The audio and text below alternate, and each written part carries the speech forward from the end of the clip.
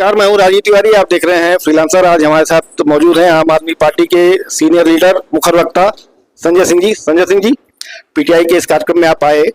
जो प्रेस कर्मियों की मजबूरियां हैं, जो दिक्कतें हैं, समस्याएं हैं, उनको लेके क्या आप आगामी सत्र में कुछ बात उठाएंगे? तीन बहुत महत्वपूर्ण मुद्दे यहाँ पे सामने आए कि पीटीआई को जो या न्यूज एजेंसीज को जो सरकार की तरफ से सहायता मिलती थी वो बंद कर दी गई है।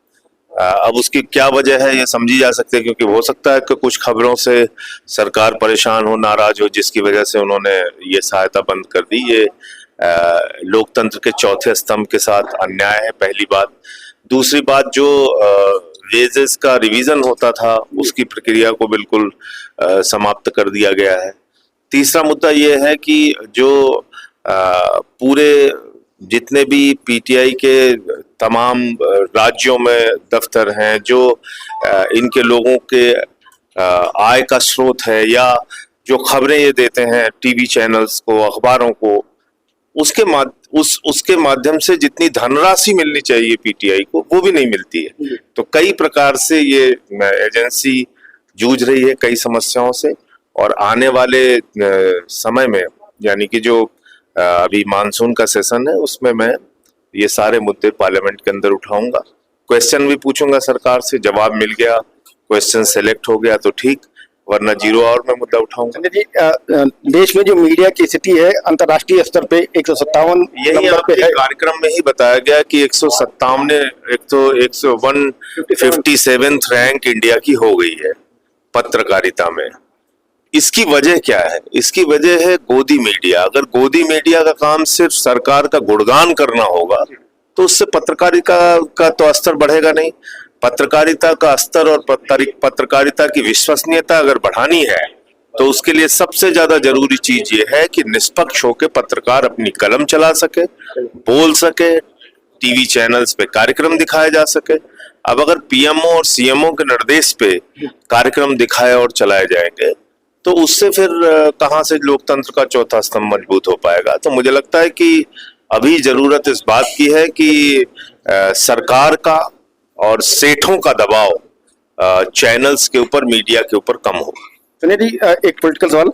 अयोध्या में जिस तरीके से चढ़ावा चोरी की बात सामने आई है, आप पहले भी जमीन के मुद्दे पे जो है बात रखते रहे हैं, अभी तक कोई इस्तीफा नहीं दिया है। 2021 में मैंने ये मुद्दा उठाया था कि किस तरह से रवि मोहन तिवारी और सुल्तान अंसारी ने एक जमीन कुसुम पाठक, हरीश पाठक से खरीदी 2 करोड़ में, और 5 मिनट के बाद 18.5 करोड़ में उसको बेच दी ट्रस्ट को, उसी दिन उसी समय। तो इसका मतलब कि ये एक बहुत बड़ा भ्रष्टाचार है, बहुत बड़ी चोरी हो रही है प्रभु श्री राम के मंदिर में, और ये लूट बहुत लंबे समय से चल रही है। उस पर पर्दा डालने का काम हो रहा है। जो ट्रस्ट पीएमओ ने बनाया उसकी जांच सीएमओ क्या करेगा? तो एसआईटी जो बनी है उसका मुझे नहीं लगता कि कुछ असर देखने को मिल पाएगा, क्योंकि मैंने सारे कागजात जो दिए हैं, उन्होंने बताया कि उनका मैंडेट नहीं है इसकी जांच करने की, और एक तरफ मुख्यमंत्री जी कह रहे हैं कि नहीं साहब, कागजात दीजिए, जो भी आप जानकारी देंगे हम उसकी जांच कराएंगे। तो आने वाले दिनों में आपको तस्वीर साफ हो जाएगी। यूपी के साथ पंजाब में भी इलेक्शन होने वाले हैं। अभी इन्होंने पासपोर्ट को नागरिकता का वैध दस्तावेज मानने से इनकार कर दिया। क्या पंजाब चुनाव पे इस पर असर पड़ेगा? देखिए, ये तो अपने आप में मजाक है, क्योंकि पासपोर्ट बनाने में आपको कितने कागजात दिखाने पड़ते हैं जी। तो जो चीज आपकी नागरिकता को साबित करते हैं उसको दिखा के आप अपना पासपोर्ट बनवाते हैं जी। और वही पासपोर्ट लेके आप दुनिया के अलग अलग देशों में जाते हैं और कहते हैं हम भारत के नागरिक हैं, और उसी पासपोर्ट को कहा जा रहा है ये आपके नागरिकता का आधार ही नहीं है।